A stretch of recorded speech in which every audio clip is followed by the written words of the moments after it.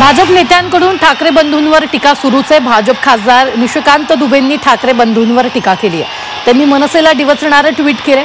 आपल्या घरात कुत्राही वाघ असतो असं ट्विट निशिकांत दुबेंनी केलं।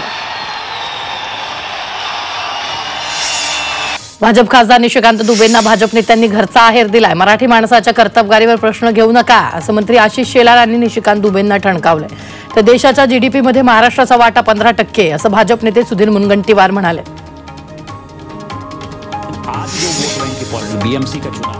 भाजप खासदार निशिकांत दुबेंनी मराठीबाबत केलेल्या वक्तव्यावर सपाचे आमदार अबू आझमी यांनीही भाष्य केले। महाराष्ट्र ही एक अनेक उत्तर भारतीयांची कर्मभूमी आहे असं आझमींनी म्हटलंय। तर महाराष्ट्रात राहणाऱ्यांनी मराठी शिकलीच पाहिजे, आपण सुद्धा मराठी शिकत आहोत असं अबू आझमी म्हणाले।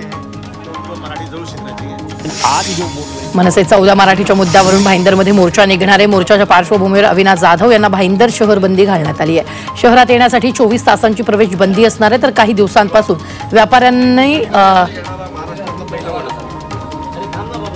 व्यापाऱ्याला मारहाण प्रकरणी मनसेच्या विरोधात मोर्चा काढला होता। राज्यांनी आपल्या स्थानिक भाषेतून शिक्षण द्यावं अशी स्पष्ट भूमिका राष्ट्रीय स्वयंसेवक संघानं मांडली। अखिल भारतीय प्रांत प्रचारक बैठकीत सुनील आंबेकर यांनी ही भूमिका मांडली।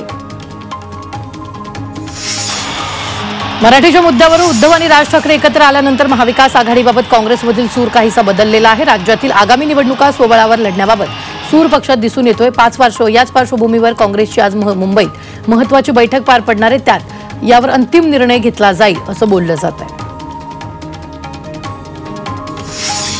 भाजपच्या त्रिसूत्री भाषा धोरणाला आरएसएसचा विरोध आहे। तर मग मराठी माणसावर हिंदीची सक्ती का असा सवाल संजय राऊतांनी यावेळी एक्सपोजद्वारे देवेंद्र फडणवीसांना केलाय।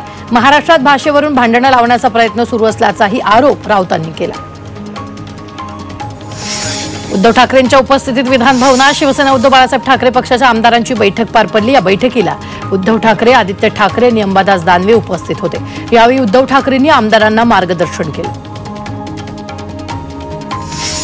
विरोधी पक्षनेता निवडीसंदर्भात विधानसभा अध्यक्ष राहुल नार्वेकर यांना उद्या शिवसेना उद्धव बाळासाहेब ठाकरे पक्षाकडून स्मरणपत्र देण्यात येणार आहे। उद्धव ठाकरे यांच्या उपस्थितीत विधान भवनात झालेल्या आमदारांच्या बैठकीत हा महत्त्वाचा निर्णय घेण्यात आलेला आहे। जनसुरक्षा विधेयक पुढील आठवड्यात विधिमंडळात मांडलं जाणार असल्याची विश्वसनीय सूत्रांकडून माहिती मिळते।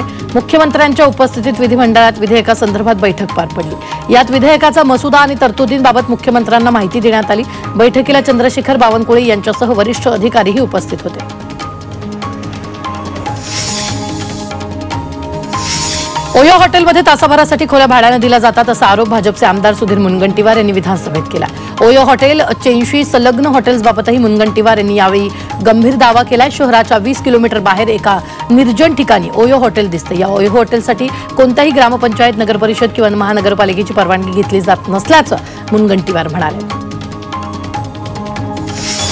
ठाण्यात शिवसेनेकडून उद्धव ठाकरेंविरोधात बॅनरबाजी करण्यात आली। मुंबई मनपा सत्ता आणि महापौर पदावरून उद्धव ठाकरेंना डिवचणारे बॅनर लावण्यात आले। ठाण्याच्या टेंभी नाका परिसरात शिवसेनेकडून बॅनरबाजी करण्यात आली। माध्यमांमध्ये व्यक्त होण्याआधी परवानगी घ्या अशा सूचना राज ठाकरेंनी आपल्या पदाधिकाऱ्यांना दिल्यात। विजयी मेळाव्यानंतर राज ठाकरेंनी सावध भूमिका घेतली। त्यामुळे आता पदाधिकाऱ्यांना मतप्रदर्शन करताना राज ठाकरेंची परवानगी आवश्यक असणार आहे।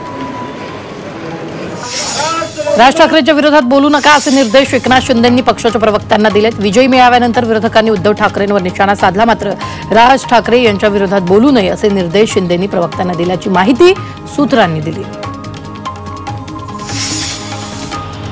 राज ठाकरे जर महाविकास आघाडीसोबत येऊ इच्छित असतील तर त्यांना कॉमन अजेंड्यावर काम करावं लागेल। मनसेला त्यांच्या आक्रमकतेला काहीसा लगाम घालावा लागेल अशी प्रतिक्रिया राष्ट्रवादी शरदचंद्र पवार पक्षाचे आमदार रोहित पवारांनी दिली। सोबतच आघाडीबाबतचा निर्णय वरिष्ठ पातळीवर होईल असंही त्यांनी सांगितलं। मतदार याद्यातील गैरप्रकार रोखण्यासाठी काँग्रेसने एक समिती स्थापन केली आहे। विधानसभा निवडणुकीत मतदार याद्यांमध्ये विविध मार्गाने गैरप्रकार करून भाजपनं विजय मिळवल्याचा आरोप काँग्रेसनं केला। यापुढे असे प्रकार होऊ नये, ते कसे रोखता येतील यावर उपाय सुचवण्यासाठी महाराष्ट्र प्रदेश काँग्रेस कमिटीचे अध्यक्ष हर्षवर्धन सपकाळ यांनी एक समिती गठीत केली। राज्यकर्त्यांना शाहू फुले आंबेडकरांबाबत आस्था किती आहे असा सवाल शरद पवारांनी केला। अलिबागच्या एका कार्यक्रमात त्यांनी विरोधकांवर निशाणा साधलाय। महाराष्ट्राचं चित्र बदलावं लागणारे डाव्या विचारांच्या पक्षांनी एकत्र येण्याची गरज असल्याचं शरद पवारांनी बोलून दाखवलं। माजी मुख्यमंत्री यशवंतराव चव्हाण यांची पणती अमायरा चव्हाणनं वयाच्या 11व्या वर्षीच साहित्य विश्वात दमदार पदार्पण केले. अमायरानं लिहिलेल्या द ट्रेल डायरीज या साहस कथेचं प्रकाशन डॉक्टर अश्विनी जोशी यांच्या हस्ते पार पडलं. यावेळी उपस्थितांनी अमायराच्या लेखनाचं आणि पुस्तकाचं कौतुक केलं. 11वीच्या ऑनलाईन प्रवेश प्रक्रियेला झालेल्या विलंबाचा परिणाम प्रत्यक्ष प्रवेशावरही होतोय. पहिल्या फेरीत प्रवेश जाहीर झालेल्या विद्यार्थ्यांपैकी 60% विद्यार्थ्यांचे प्रवेश निश्चित केले. सरकार निर्णयाविरोधात 18 जुलै रोजी प्रहार शिक्षक संघटनेनं आंदोलन करण्याचा निर्णय घेतलाय. निवडक आणि जनगणनेचं काम शिक्षकांसाठी अनिवार्य आहे असं मुख्य निवडणूक अधिकारी चोकलिंगम यांनी गेल्या आठवड्यात स्पष्ट केलं होतं. त्यांच्या वक्तव्यानंतर निवडणुकीच्या अतिरिक्त कामासाठी नेमणूक केलेल्या शिक्षकांमध्ये नाराजी पसरली. राज्यात 8,000 गावांमध्ये शाळाच नसल्याची धक्कादायक माहिती समोर आली आहे. समग्र शिक्षण अभियानाचा अर्थसंकल्प ठरवण्यासाठी राज्य आणि केंद्र शासनाच्या शिक्षण विभागाची संयुक्त बैठक झाली आहे. यामध्ये हे खरं असल्याचं स्पष्ट झालंय. मुंबई विद्यापीठात आजपासून ऑनलाईन अभ्यासक्रमाला सुरुवात झाली. विशेष म्हणजे 1 वर्षासाठी ऑनलाईन पद्धतीनं शिकवल्या जाणाऱ्या अभ्यासक्रमासाठीची प्रवेश प्रक्रिया अद्याप सुरू आहे. या अभ्यासक्रमातून विद्यार्थ्यांना मराठीत बोलणं, वाचणं, लेखन आणि ऐकणं ही कौशल्य शिकवली जात आहेत. 1997 पासून कार्यरत असलेल्या 580 कंत्राटी सफाई कामगारांना महापालिकेच्या सेवेत घेण्याचे आदेश दिल्यानंतर 217 जणांना सेवेत सामावून घेतलं जाण्याची प्रक्रिया सुरू झाली आहे. सर्वोच्च न्यायालयानं त्यांना महापालिकेच्या सेवेत कायम करून घेण्याचे आदेश दिलेत. श्रमिक संघटनेच्या लढ्याला यश आलंय. सध्या खोल समुद्रातील मासेमारीवर बंदीमुळे मच्छीमार नव्या बोटीच्या बांधणीत गुंतलेले आहेत. यात लाकडी बोटीऐवजी टिकाऊ आणि फायदेशीर असलेल्या फायबर बोटींना पसंती दिली जाते.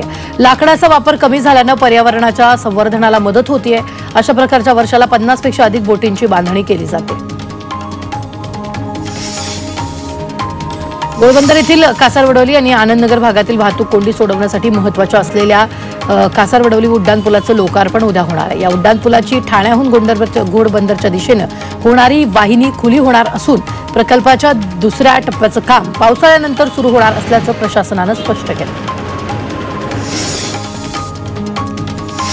रमाबाई आंबेडकर नगर पुनर्विकास योजनेसाठी घाटकोपरमधील जागेचा ताबा MMRDAला मिळालेला आहे. तर लवकरच आणखी जागा MMRDAच्या ताब्यात येणार आहेत. त्यामुळे आता रमाबाई आंबेडकर नगर पुनर्विकास प्रकल्पाला वेग येईल. लवकरच हाजी अली परळ प्रवास अवघ्या 5 मिनिटात पार करता येणार आहे. मुंबई सागरी किनारा मार्ग परळशी जोडून हाजी अली परळ प्रवास अतिजलद करण्याचा निर्णय राज्य सरकारने घेतला. त्यानुसार हाजी अली परळ दरम्यान 1.5 किमी लांबीचा उन्नत रस्ता प्रस्तावित करण्यात आला.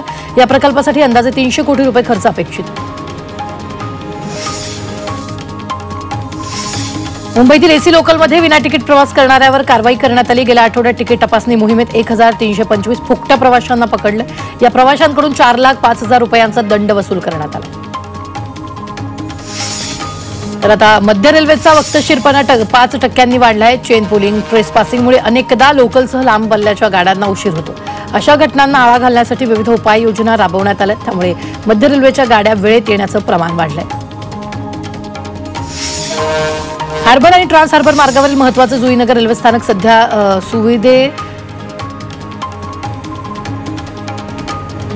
सुविधा विहीनतेच्या गर्तेत सापडलं असून प्रवाशांना दररोज अडथळ्यांचा सामना करावा लागतोय. स्थानकात स्वच्छतेचा अभाव, अपुरी बैठक व्यवस्था, बंद पडलेल्या पाणपोया, फेरीवाल्यांचा सुळसुळाट आणि बाहेरील असुरक्षितता यामुळे प्रवाशांना नाहक त्रासाला सामोरं जावं लागतंय.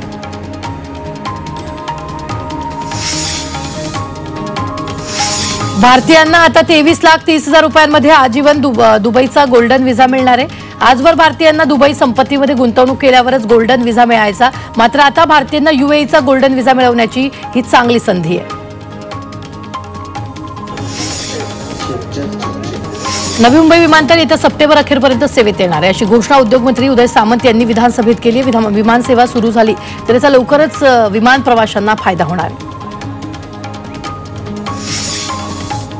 बदलापूर शहरात लवकरच उपप्रादेशिक परिवहन कार्यालय सुरू होणार आहे. राज्याचे परिवहन मंत्री प्रताप सरनाईक यांनी या मागणीला तत्त्व मंजुरी दिली आहे. या कार्यालयासाठी लागणारा जागेचा प्रस्ताव सादर करून नगरपालिकेकडे जागा ताब्यात घ्यावी, त्यासाठी निधी मंजूर केला जाईल असं आश्वासन परिवहन मंत्र्यांनी दिलं.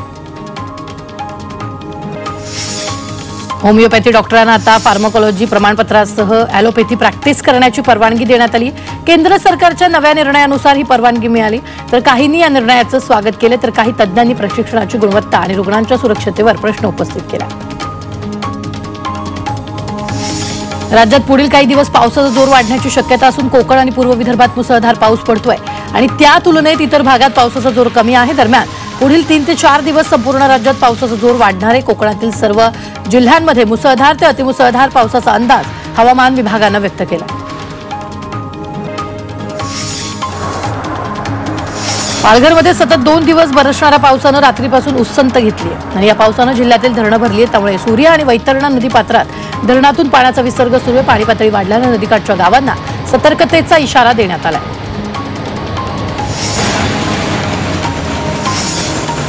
कल्याण डोंबिवली परिसरात कालपासून रिमझिम पाऊस सुरू आहे तर अधूनमधून पावसाचा जोर वाढतो।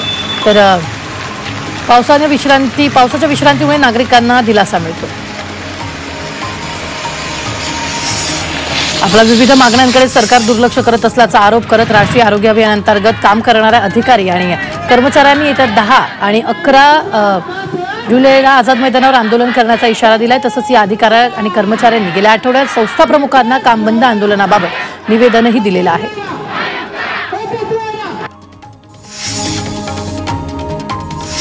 मागील काही दिवसांपासून डोंबिवली जवळील ठाकुर्ली चोळी पंचायत बावडी 90 फुटी रस्ता खंबाळपाडा परिसरात महावितरणाच्या विजेचा लपंडाव सुरू आहे। दिवसा रात्री महावितरणाकडून पूर्वसूचना न देता वीज प्रवाह 5 ते 6 तास खंडित होत असल्यानं या भागातील रहिवासी त्रस्त आहेत।